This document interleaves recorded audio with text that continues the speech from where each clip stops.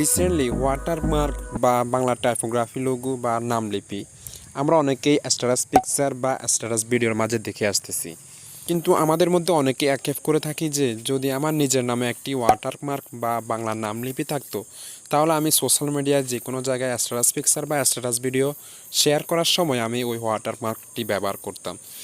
কিন্তু আমরা অনেকেই জানি না যে ওয়াটারমার্কগুলো কীভাবে তৈরি করে। তো আজকের ভিডিওতে আমরা দেখাবো কিভাবে আপনি কাস্টম ফন্ট ব্যবহার করে মোবাইলের মাধ্যমে প্রফেশনাল ওয়াটারমার্ক তৈরি করতে পারেন। তো আপনার জন্য প্রয়োজন পড়বে কিছু বাংলা কাস্টম ফন্ট এবং পিক্সেলল্যাব অ্যাপ্লিকেশন। সবগুলোর লিঙ্ক আমাদের ভিডিও ডিসক্রিপশন বক্সে দেওয়া থাকবে।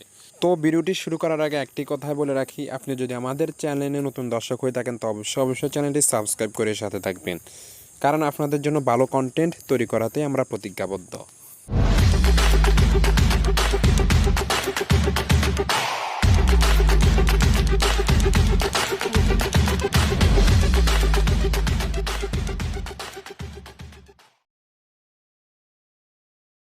Alright, first of all PixelLab অ্যাপ্লিকেশনটি ওপেন করার পর আমাদেরকে এই মেনুতে যেতে হবে। তারপর ব্যাকগ্রাউন্ডে একটি কালার সিলেক্ট করতে হবে। তার জন্য আমরা কালারে ক্লিক করে যে কোনো একটি কালার দিয়ে দিব। ওকে, তারপর আমাদেরকে এই মেনুতে যেতে হবে।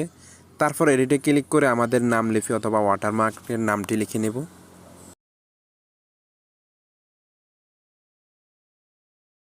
তো এখন আমাদেরকে ফন্টে চলে যেতে হবে। তো আমরা ফন্টে ক্লিক করব, তারপর মাই ফন্টে যাব। তো এখান থেকে আমাদেরকে টাইপোগ্রাফি বাংলা ফন্টটি সিলেক্ট করতে হবে।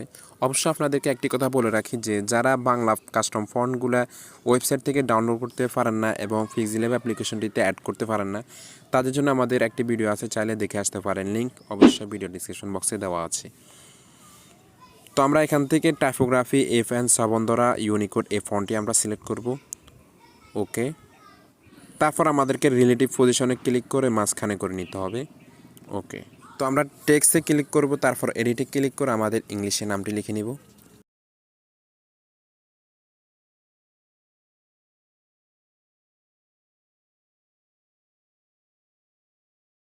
ওকে, নামটি লেখা শেষে আমাদেরকে ফন্টে ক্লিক করতে হবে। তারপর এখান থেকে ইংরাজি যে কোনো একটি ফন্ট আমরা সিলেক্ট করে নিব। তো আমরা একবারে উপরের ফন্টটি সিলেক্ট করব। ওকে, তারপর এটাকে আমরা কাস্টমাইজ করে নেব। তো আমাদেরকে সাইজে ক্লিক করে এটার একটু সাইজ নিয়ে নিতে হবে, ছোটো করে নিতে হবে। আমরা 18 নিলাম। ওকে ওকে, তারপর আমাদেরকে স্পেসিংয়ে ক্লিক করতে হবে। তারপর এটাকে আমরা সুন্দর করে একটু করে নিব। ওকে, তারপর আমাদেরকে পজিশনে ক্লিক করে এটাকে সুন্দরভাবে অ্যাডজাস্ট করে নিতে হবে। ওকে, তারপর আমাদেরকে এই মেনুতে যেতে হবে। তারপর আমরা শেপে ক্লিক করে এখানে ক্লিক করব। তারপর এখান থেকে আমরা একটি লাভ নিয়ে নেব। তারপর স্ক্রল করে আমরা নিচে যাব, এখানে অপাসিটি একবার কমিয়ে দিব। তারপর আমাদেরকে স্ট্রোকটা সামান্য একটু বাড়িয়ে দিতে হবে। ওকে, তারপর আমরা কালারে ক্লিক করে এই লাভটির অন্য একটি কালার দেব। তো এই কালারটি খুবই সুন্দর একটি কালার, তো আমরা এটাই দেব। ওকে, তারপর আমরা এটাকে ভালোভাবে কাস্টমাইজ করে নেব।